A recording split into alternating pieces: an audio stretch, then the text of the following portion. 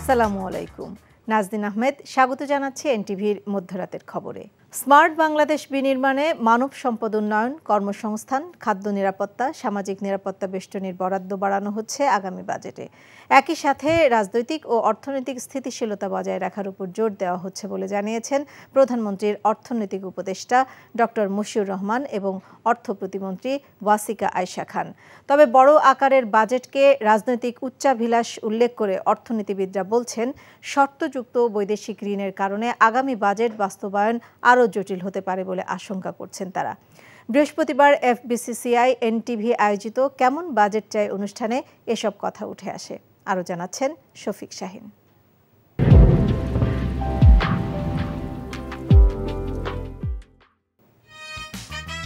NTV FBCCI কেমন budget চাই অনুষ্ঠান আয়োজন করে আসছে 15 বছর ধরে। এবারের অনুষ্ঠানটি আয়োজন করা হয় প্যান প্যাসিফিক হোটেল সোনারগাঁয়ে। ঢাকার বাইরে চট্টগ্রাম এবং রংপুরে এনটিভির স্টুডিও থেকে যুক্ত হন ব্যবসায়ীরা। এনটিভিতে সরাসরি সম্প্রচারিত এই অনুষ্ঠানে অংশ নেন ব্যবসায়ী নেতা, রাজনীতিবিদ এবং অর্থনীতিবিদরা। আলোচনায় উঠে আসে আগামী 2024-2025 অর্থ বছরে বাজেটের আকার কী হবে, কোন খাতে বরাদ্দ বাড়ানো উচিত, মুদ্রাস্ফীতি, রপ্তানি বাণিজ্য, বিদেশি বিনিয়োগ। বৈদেশিক ঋণে শর্তের বেড়াজাল নিয়ে সতর্ক করেন দেশের খ্যাতিমান অর্থনীতিবিদরা। বাজেটে খাতওয়ারি বৈষম্য থেকে যায় বলে সমালোচনা করেন তারা। এই বাজেট অত্যন্ত একটি জটিল প্রেক্ষিতের ভিতরে আসছে এবং এটার চ্যালেঞ্জ অন্য যে কোনো বছরের চেয়ে অনেক বেশি আপনার কঠিন।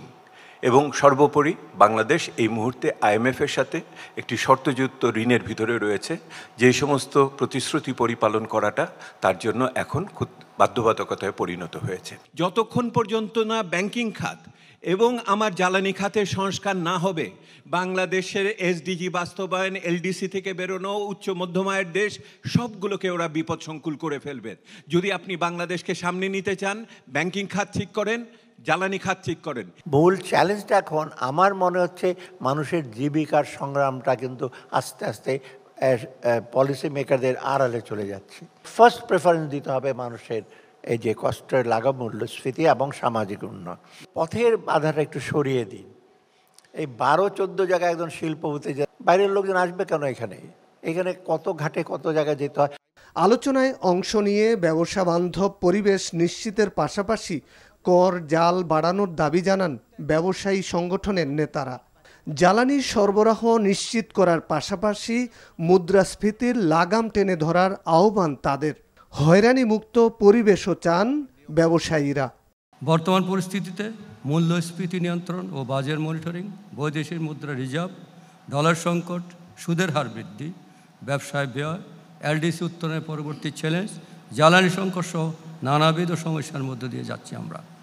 বিদ্যমান চ্যালেঞ্জগুলি মোকাবেলা এবং ব্যবসাবান্ধব ও বিনিয়োগবান্ধব পরিবেশ নিশ্চিতে আগামী বাজেট অত্যন্ত গুরুত্বপূর্ণ। প্রতি বছর যখন বাজেটের আকার আমরা দেখি, একটা বড় আকারের বাজেট আসে, তখন আমরা খুব উৎফুল্ল হই, কিন্তু পরক্ষণেই দেশের একজন ব্যবসায়ী হিসাবে খুব শঙ্কিত হই। এইবার বুঝি আমাদের উপর জুলুম, নির্যাতন, অত্যাচারের মাত্রাটা আর একটু বেড়ে যাবে। কারণ প্রতি বছর যখন এনবিআরকে টার্গেট দেওয়া হয়, সেই টার্গেট কোনো বছরই কিন্তু অ্যাচিভ করতে পারে না এনবিআর। কিন্তু তারা নানাভাবে, অন্যায়ভাবে, কোথাও বেআইনিভাবেও আমাদের কাছ থেকে বিভিন্নভাবে বিভিন্ন জুলুম জরিমানা করে টাকা আদায় করার চেষ্টা করা হয় প্রতিনিয়ত। মূল্যস্ফীতি কন্ট্রোল করা, আরেকটা হচ্ছে এই যে আন্তর্জাতিক লেনদেন ভারসাম্য, ব্যালেন্স অফ পেমেন্টসটা স্টেবিলাইজ করা, এবং তৃতীয় হচ্ছে আমাদের যে মুদ্রানীতি এবং আর্থিক নীতি, ফিসক্যাল অ্যান্ড মনিটারি পলিসির কোঅর্ডিনেশন প্রয়োজন আছে। নির্বাচনী ইস্তেহারে যেসব বিষয়ে গুরুত্ব দেওয়া হয়েছে, এবারের প্রস্তাবিত বাজেটে সেই সব খাতকে অগ্রাধিকার দেওয়া হচ্ছে বলে জানিয়েছেন অর্থ প্রতিমন্ত্রী ওয়াসিকা আয়েশা খান। প্রধান অতিথি হিসেবে অংশ নিয়ে বৈদেশিক ঋণের শর্ত নিয়ে অর্থনীতিবিদ ও ব্যবসায়ীদের উদ্বেগের জবাব দেন প্রধানমন্ত্রীর অর্থনৈতিক উপদেষ্টা ডক্টর মশিউর রহমান। IMF কি করলে এই অবস্থা থেকে উত্তরণ হবে সে সম্পর্কে তাদের একটা পরামর্শ আছে, কিন্তু করার যে পথ সেই পথটা সরকারকে গ্রহণ করতে হবে এবং সরকার নিশ্চয়ই অর্থনীতির সার্বিক পরিস্থিতি কী হবে তারপরে নির্ভর করবে। নন পারফর্মিং ঋণ এটা সম্পর্কে তো আমরা সবসময় আলোচনা করি। আমি আপনাদের দৃষ্টি আওয়ামী লীগের নির্বাচনী ইশতেহার দিকে দৃষ্টি আনব। সেখানে দেখবেন যে আওয়ামী লীগ সুস্পষ্টভাবে বলেছে যে এই রিস্ক ওয়েটেড অ্যাসেটের যে পরিমাণ রাখার কথা বাংলাদেশ ব্যাংকের বা কেন্দ্রীয় ব্যাংকের নির্দেশনা অনুযায়ী সেগুলো রাখা হবে। বিদেশে যে সম্পদ গেছে সেই সম্পদগুলো আমরা সেই দেশের সাথে সহযোগিতা নিয়ে আনার চেষ্টা করব।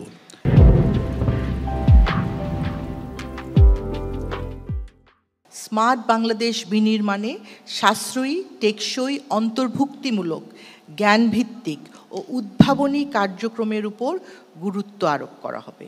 আমার গ্রাম আমার শহর ও দৃশ্যমান উন্নয়নের জন্য অবকাঠামো প্রকল্পগুলোর বাস্তবায়ন করা হবে। সার, সেচ ও বীজে প্রণোদনা প্রদান অব্যাহত রাখা হবে। বিদ্যুৎ, জ্বালানি ও খাদ্য নিরাপত্তা নিশ্চিত করা হবে। সামাজিক নিরাপত্তা কার্যক্রম সুসংহতকরণ এবং বৃদ্ধিকরণ এবং নিম্ন আয়ের মানুষের মাঝে স্বল্প মূল্যে খাদ্য বিতরণ করা। অর্থ প্রতিমন্ত্রী জানান, রাষ্ট্রায়ত্ত প্রতিষ্ঠানগুলোকে শেয়ার বাজারে নিয়ে আসার জন্য কাজ করছে সরকার। বিদ্যুৎ ও জ্বালানি সরবরাহ নিশ্চিত করা হচ্ছে জানিয়ে তিনি বলেন, রপ্তানি বাণিজ্যের উপর জোর দিতে হবে ব্যবসায়ীদের। প্রধানমন্ত্রীর অর্থনৈতিক উপদেষ্টা জানান, অর্থনৈতিক স্থিতিশীলতা নিশ্চিত করা সরকারের সামনে বড় চ্যালেঞ্জ। উৎপাদনশীলতা এবং পারফরমেন্স ক্রাইটেরিয়া ছাড়া ওপেন এন্ডেড সাবসিডি যদি দেওয়া হয় তাহলে শিল্পের নির্ভরশীলতা বাড়ে। যে কোনো অসুবিধা হলে যদি প্রথম বন্দর হলো সরকারের কাছে সহায়তা, তাহলে সেই শিল্প কখনো নিজের সক্ষমতা বাড়াবার চেষ্টা করে না। এই সক্ষমতা বাড়াবার দিকে আমাদের নজর দিতে হবে। মানে রাষ্ট্রায়ত্ত প্রতিষ্ঠানগুলোকে শেয়ার বাজারে আনা হবে।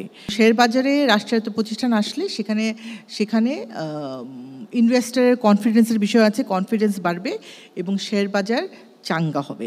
রূপপুর পারমাণবিক বিদ্যুৎ কেন্দ্র, সেখান থেকেও আমরা ক্লিন এনার্জি পাবো এবং বিদ্যুৎ উৎপাদনে জ্বালানির ব্যবহার বহুমুখীকরণের জন্য গ্যাস ভিত্তিক বিদ্যুৎ কেন্দ্র স্থাপনের পাশাপাশি কয়লা, তরল জ্বালানি, ডুয়েল ফুয়েল, নবায়নযোগ্য জ্বালানি ভিত্তিক বিদ্যুৎ উৎপাদনের উপর গুরুত্ব দেওয়া হচ্ছে।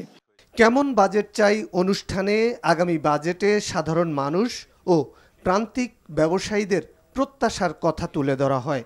সাধারণ মানুষ ও ব্যবসায়ীদের দাবির বিষয়গুলো প্রস্তাবিত বাজেটে অন্তর্ভুক্ত করার আশ্বাস দেন প্রধানমন্ত্রীর অর্থনৈতিক উপদেষ্টা ও অর্থ প্রতিমন্ত্রী।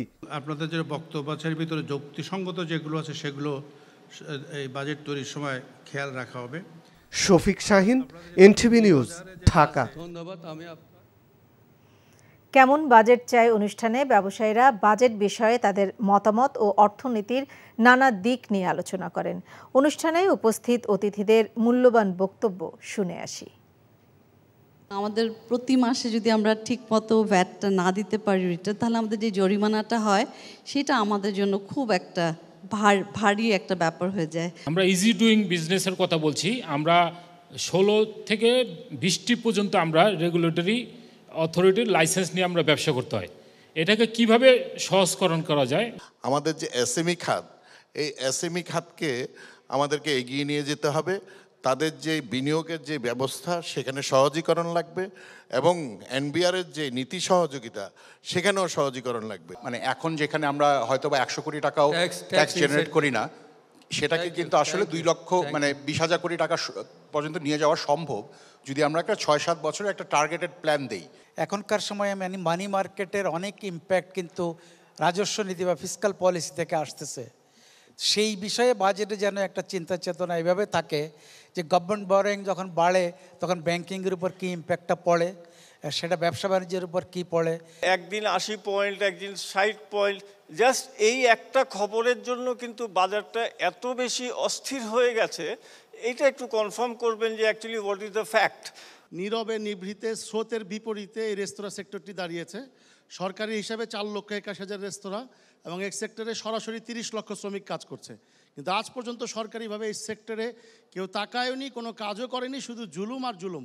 বাইরের ইনভেস্টমেন্ট আজকে 3-4 বছর ধরে সেখানে কিন্তু আপনার আসছে না। সো সেই জায়গাটাতে ওয়ান স্টপ সলিউশনের যে কথা বলা হয়েছিল এবং এফডিএ ফরেন ডাইরেক্ট ইনভেস্টমেন্টের জন্য যে সহজীকরণ ছিল, সেই জায়গাগুলিকে এবারের বাজেটে কিভাবে নেওয়া হবে? ধনী দরিদ্রের মধ্যে ভারসাম্য রক্ষার বাজেট যেন হয়, এটা অত্যন্ত গুরুত্বপূর্ণ।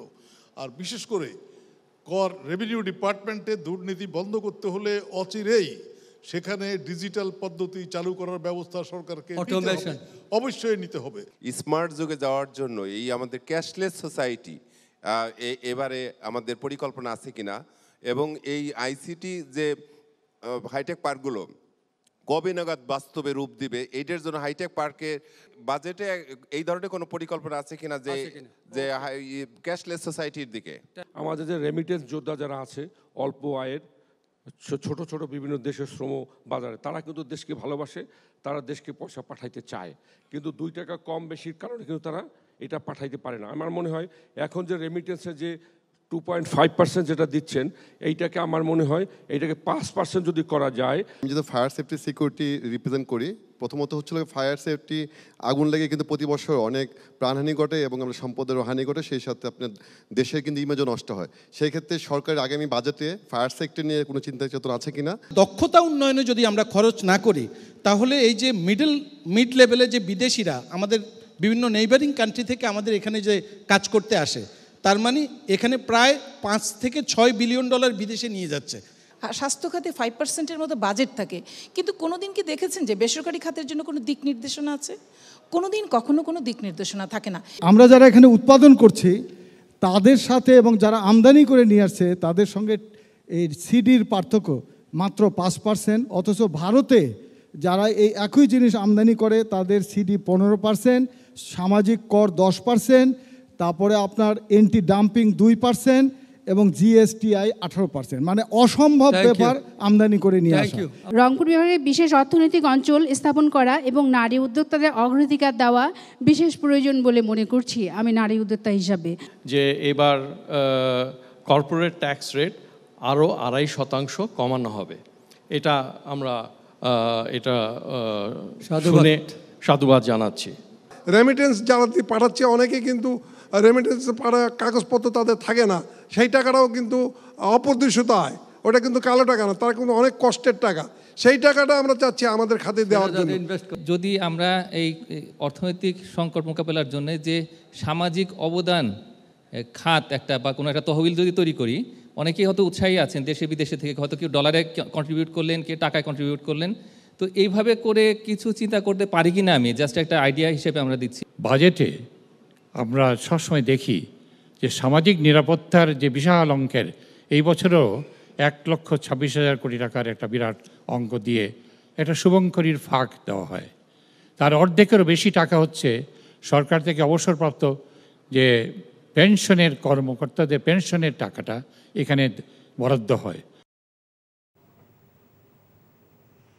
2024-25 অর্থ বছরের জন্য 2,65,000 কোটি টাকার বার্ষিক উন্নয়ন কর্মসূচি এডিপি অনুমোদন করেছে জাতীয় অর্থনৈতিক পরিষদ এনইসি। বৃহস্পতিবার অনুষ্ঠিত এনইসির বৈঠকে এই অনুমোদন দেয়া হয়। নজরানা চৌধুরীর রিপোর্ট। এনইসি সভাপতি প্রধানমন্ত্রী শেখ হাসিনার সভাপতিত্বে বৃহস্পতিবার এনইসির বৈঠক অনুষ্ঠিত হয়। বৈঠকে আগামী অর্থবছরের জন্য 2,65,000 কোটি টাকার এডিপি অনুমোদন দেয়া হয়। এর মধ্যে রাজস্ব খাত থেকে 1,65,000 কোটি আর বৈদেশিক সহায়তা থেকে 1 লাখ কোটি টাকা ব্যয়ের লক্ষ্য ধরা হয়েছে। এর বাইরে স্বায়ত্তশাসিত প্রতিষ্ঠানের জন্য 13,288 কোটি টাকা অনুমোদন করা হয়েছে। অতি দারিদ্র্যের সংখ্যা 50 থেকে নেমে আসে 5.6 এবং দারিদ্র্যের সংখ্যা নেমে আসছে 18.7। তো এটা তো বিরাট অ্যাচিভমেন্ট, আমাদের জন্য বিরাট সফলতা। আমরা যদি এই সফলতাকে ধরে রাখতে পারি, এটাকে একটু এগিয়ে নিয়ে যেতে পারি, আমার বিশ্বাস বঙ্গবন্ধু সোনার বাংলা আমরা করতে পারবো, এই বিশ্বাস আমাদের রয়েছে। রাজধানীর নতুন মেট্রো রেল প্রকল্প, পদ্মা রেল সেতু সহ গুরুত্বপূর্ণ চলমান বেশ কিছু প্রকল্প বাস্তবায়নের জন্য এডিপিতে সর্বোচ্চ বরাদ্দ দেয়া হয়েছে পরিবহন ও যোগাযোগ খাতে। দ্বিতীয় সর্বোচ্চ ৪১,০০০ কোটি টাকা বরাদ্দ রাখা হয়েছে বিদ্যুৎ ও জ্বালানি খাতে। তৃতীয় সর্বোচ্চ বরাদ্দ পেয়েছে শিক্ষা খাত ৩১,০০০ কোটি টাকা। ২০২৪-২৫ অর্থবছরের এডিপি চলতি অর্থবছরের এডিপি থেকে ২,০০০ কোটি টাকা বেশি। সব মিলে আমাদের বাড়ছে ২,০০০ কোটি টাকা। এবারের বাজেটের যে লক্ষ্য সেটা হচ্ছে আমাদের যে মূল্যস্ফীতি সেটাকে সহনীয় পর্যায়ে নিয়ে আসার জন্য রাজস্ব নীতি এবং আমাদের মুদ্রানীতি এই দুটার মধ্যে সমন্বয় সাধন। আপনারা আমাদের এডিপি সাইজ দেখলে এবার বুঝতে পারবেন যে আমরা হঠাৎ করে প্রতি বছর আমরা ২০,০০০ ২১,০০০ কোটি টাকা করে বাড়িয়েছি, এবার কিন্তু তা করিনি। আগামী অর্থবছরের জন্য এডিপির আওতায় নেওয়া মোট প্রকল্পের সংখ্যা ১,৩২১টি। নজরানা চৌধুরী, এনটিভি নিউজ, ঢাকা। বাংলাদেশের ক্ষেত্রে মার্কিন যুক্তরাষ্ট্র অবস্থান বদলায়নি। বিএনপি মহাসচিব মির্জা ফখরুল ইসলাম আলমগীরের এমন মন্তব্য করায় সমালোচনা করেছেন আওয়ামী লীগের সাধারণ সম্পাদক ওবায়দুল কাদের। তিনি বলেন, মার্কিন সহকারী পররাষ্ট্রমন্ত্রী ডোনাল্ড লুর বক্তব্য পরিষ্কার। তিনি যে কথা বলেছেন এরপর মির্জা ফখরুল বক্তব্যের কোনো মূল্য নেই বলেও মনে করেন তিনি। প্রধানমন্ত্রী শেখ হাসিনার স্বদেশ প্রত্যাবর্তন দিবস উপলক্ষে বৃহস্পতিবার রাজধানীর তেজগাঁওয়ে একটি এতিমখানায় সুবিধা বঞ্চিতদের মাঝে খাবার বিতরণ অনুষ্ঠানে এসব কথা বলেন তিনি। প্রধানমন্ত্রী শেখ হাসিনাই বাংলাদেশের ভাগ্য পরিবর্তন করেছেন মন্তব্য করে ওবায়দুল কাদের বলেন, এর আগে যারা ক্ষমতায় ছিল তারা নিজেদের ভাগ্য আর পকেটের উন্নয়ন করেছে, আর শেখ হাসিনার সততা সারা বিশ্বে আজ প্রশংসনীয় বলেও এ সময় উল্লেখ করেন আওয়ামী লীগ সাধারণ সম্পাদক। প্রভুদের স্বার্থ রক্ষায় সরকার জনগণের উপর নির্যাতন নিপীড়ন চালাচ্ছে বলে অভিযোগ করেছেন বিএনপি মহাসচিব মির্জা ফখরুল ইসলাম আলমগীর। ফারাক্কা লং মার্চ দিবস উপলক্ষে বৃহস্পতিবার জাতীয় প্রেস ক্লাবে ভাসানী অনুসারী পরিষদের আলোচনায় তিনি বলেন, ভারত সব সময় বাংলাদেশকে নিয়ন্ত্রণের চেষ্টা করেছে।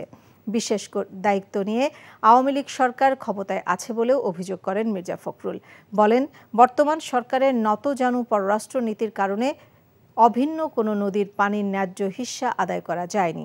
সুষ্ঠু ভোট হলে আওয়ামী লীগের ভরাডুবি হবে দাবি করে তিনি বলেন, এ কারণে বিভিন্ন কৌশলে নির্বাচন দেখিয়ে ক্ষমতায় টিকে আছে তারা।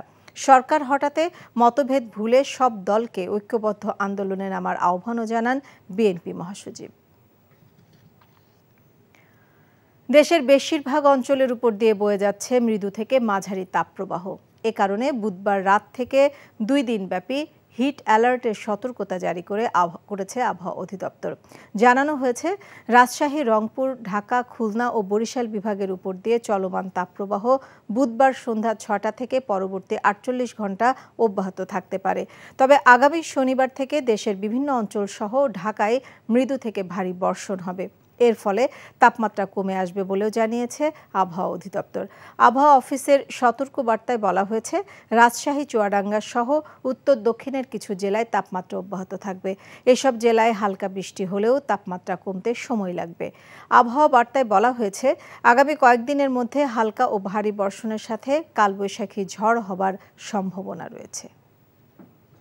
কেন্দ্রীয় ব্যাংক রাজনৈতিক প্রভাব মুক্ত না হয় মূল্যস্ফীতির লাগাম টানা যাচ্ছে না বলে অভিযোগ করেছেন সাবেক গভর্নর মোহাম্মদ ফরাসউদ্দিন। বলেন, রাজনৈতিক সদিচ্ছা, জবাবদিহিতা ও সুশাসন প্রতিষ্ঠা ছাড়া অর্থনীতির লাক্সই উন্নয়ন সম্ভব নয়। বৃহস্পতিবার BIDS এর সম্মেলন কক্ষে সংস্থাটি আয়োজিত অনুষ্ঠানে এসব কথা বলেন অর্থনীতিবিদরা। মেজবা হাসানের রিপোর্ট। বাংলাদেশের অগ্রযাত্রায় আগামীর করণীয় মোহাম্মদ ফরাসউদ্দিনের লেখা বইয়ের উপর আলোচনার আয়োজন করে BIDS। লেখক নিজেও অংশ নেন আলোচনায়। কথা বলেন দেশের ব্যাংকিং খাত সংস্কার, মূল্যস্ফীতি, করনীতিসহ অর্থনীতি পুনরুদ্ধারে করণীয় নিয়ে।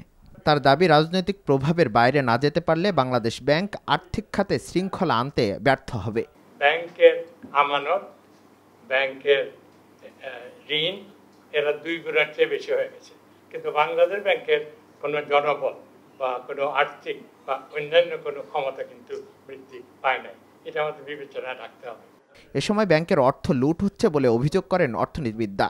পরামর্শ দেন করের হার না বাড়িয়ে এর বিস্তৃতি বাড়ানোর। প্রাতিষ্ঠানিক দুর্বলতা, এখানে ব্যাংকের বোর্ডের স্ট্রাকচার কি, এবং এটা তো আমরা জানি যে অনেক ক্ষেত্রে যে রাজনৈতিক সংযোগের কারণে, প্রভাবের কারণে কিন্তু সেখানে এই প্রাতিষ্ঠানিক দুর্বলতাগুলি খুব প্রকট হয়ে ওঠে। ন্যাশনাল বাজেটকে 2 ভাগ করা এবং অর্ধেক বাজেট উপজেলা পর্যায়ে লোকাল লেভেল প্ল্যানিং এবং ডিসকাশন এবং পাবলিক পার্টিসিপেশনের মাধ্যমে কার্যকরী করা, আর বাকি অর্ধেক বাজেটের হয়তো সেন্ট্রালাইজড বড় বড় প্রজেক্টের জন্য আমরা করতে পারি। গণতান্ত্রিক কাঠামোর ভেতরে অবশ্যই এক দলের প্রাধান্যের একটা কর্তৃত্ববাদী সরকার, এই ধরনের সরকার বা যে কোনো সরকার, এবং ভিয়েতনাম, চীনের মতো কমিউনিস্ট দেশের সরকার, তাদের সবসময় কিন্তু অর্থনৈতিক উন্নয়ন হোক, এতে তারা চায়। অর্থনৈতিক সংকট থেকে মুক্তি পেতে প্রাতিষ্ঠানিক ও প্রশাসনিক দুর্বলতা কাটানোর পরামর্শ আসে অর্থনীতিবিদদের কাছ থেকে। Misbah Hasan, NTV news, Dhaka. আসন্ন ঈদুল আজহায় কোরবানির পশুর কোনো সংকট হবে না বলে জানালেন মৎস্য ও প্রাণী সম্পদ মন্ত্রী আব্দুর রহমান। বৃহস্পতিবার রাজধানীর ফার্মগেটে প্রাণী সম্পদ অধিদপ্তরে ঈদে কোরবানির পশুর চাহিদা নিরূপণ ও সরবরাহ নিশ্চিতে আন্তঃমন্ত্রণালয়ের সভা শেষে একথা বলেন তিনি। কোরবানির পশু সরবরাহ ও ব্যবস্থাপনায় সরকারের পরিপূর্ণ প্রস্তুতি আছে বলে জানান তিনি। বলেন, নীতিগতভাবে প্রতিবেশী দেশ থেকে পশু ঢুকতে দেওয়া হবে না। পশু কেনাবেচায় দামসহ সার্বিক বিষয়ে ক্রেতা ও বিক্রেতার জন্য যেন সন্তোষজনক পরিস্থিতি বজায় থাকে সেদিকে নজর রাখা হবে বলে জানান মন্ত্রী। কোনো খামারি নিজ বাড়ি থেকে পশু বিক্রি করলে কোনো হাসিল দিতে হবে না বলেও জানানো হয় ব্রিফিংয়ে। আওয়ামী লীগ সভাপতি প্রধানমন্ত্রী শেখ হাসিনার স্বদেশ প্রত্যাবর্তন দিবস উপলক্ষে আনন্দ মিছিল ও সমাবেশ করেছে ছাত্রলীগ। বৃহস্পতিবার কেন্দ্রীয় ছাত্রলীগের আয়োজনে ঢাকা বিশ্ববিদ্যালয়ের মধুর ক্যান্টিন থেকে মিছিলটি বের হয়ে টিএসসিতে গিয়ে শেষ হয়। এ সময় ছাত্রলীগ সভাপতি সাদ্দাম হোসেন বলেন, বঙ্গবন্ধু কন্যা দেশে ফিরেছেন বলেই দেশ আজ উন্নয়নের মহাসড়কে এগিয়ে যাচ্ছে। উন্নত সমৃদ্ধ বাংলাদেশ বিনির্মাণে শেখ হাসিনার নেতৃত্বে সকলকে ঐক্যবদ্ধ হওয়ার আহ্বান জানান তিনি। প্রবাসের খবর। সাতকানিয়া লোহাগড়া প্রবাসী পরিষদের উদ্যোগে মিলন মেলার আয়োজন করা হয়েছে। এনটিভি মদিনা প্রতিনিধি ম ফরহাদ জানান, পরিষদের সাধারণ সম্পাদক রেজাউল করিমের সঞ্চালনায় অনুষ্ঠানে সভাপতিত্ব করেন পরিষদের সভাপতি আবু তাহের সওদাগর। অনুষ্ঠানে বক্তব্য রাখেন আল কোরআন একাডেমি লন্ডনের ট্রাস্টি শেখ মওদুদ হাসান, পরিষদের উপদেষ্টা মণ্ডলীর সভাপতি HM শাহিদুল হক কাতেবি ও মদিনা বাংলাদেশি কমিউনিটির আহ্বায়ক মাহফুজুল আলম। অনুষ্ঠানে ছিল খেলাধুলা পুরস্কার বিতরণী ও রঙ্গন সাংস্কৃতিক সংসদের সাংস্কৃতিক পরিবেশনা। ঝালকাঠি জেলা প্রবাসী পরিষদ কুয়েতের ঈদ পুনর্মিলনী ও মতবিনিময় সভা অনুষ্ঠিত হয়। এনটিভি কুয়েত প্রতিনিধি আলামিন সরকার জানান, সভায় সভাপতিত্ব করেন বরিশাল বিভাগীয় কল্যাণ পরিষদের প্রধান উপদেষ্টা প্রকৌশলী ফরিদ উদ্দিন। মতবিনিময় সভায় বক্তব্য রাখেন ঝালকাঠি জেলা প্রবাসী পরিষদের প্রধান উপদেষ্টা গোলাম কিবরিয়া, পরিষদের উপদেষ্টা মনিরুজ্জামান রজু। বিশেষ অতিথি ছিলেন কুয়েত আওয়ামী লীগের সভাপতি সেকান্দার আলী, শাহনেয়াজ নজরুল সহ কমিউনিটি নেতৃবৃন্দ। খেলার খবর। ফুটবল। পাসপোর্ট সহ সব জটিলতা কাটিয়ে শিগগিরই বাংলাদেশের জার্সিতে খেলবেন ইংল্যান্ড প্রবাসী ফুটবলার হামজা চৌধুরী। এমনটাই আশা বাংলাদেশ ফুটবল ফেডারেশন বাফুফের টেকনিক্যাল ডিরেক্টর সাইফুল বারী রিটুর। সম্প্রতি লন্ডনের বাংলাদেশ হাই কমিশনে পাসপোর্ট সংক্রান্ত জটিলতায় পড়েছিলেন লেস্টার সিটির মিডফিল্ডার হামজা চৌধুরীর ব্যাপারে আপনাদের মতো আমি জানি, সে আসলে তো আমাদের ন্যাশনাল টিম নিঃসন্দেহে একটা ভালো পর্যায়ে হেল্প হবে। ওই জিনিসটা আমরাও আপনাদের মতোই চাই যে সে যেন আমাদের হয়ে খেলে। এই ছিল মধ্যরাতের খবরে। এই খবরের ভিডিও সহ আপডেট জানতে ভিজিট করুন এনটিভি অনলাইন www.ntvbd.com। এছাড়াও এনটিভি জনপ্রিয় সব অনুষ্ঠান ও খবরের আপডেট জানতে ভিজিট করুন আমাদের ইউটিউবে ভেরিফাইড ফেসবুক পেজ। সকাল 7:30টায় সকালের খবর দেখার আমন্ত্রণ রইল। সবাইকে ধন্যবাদ।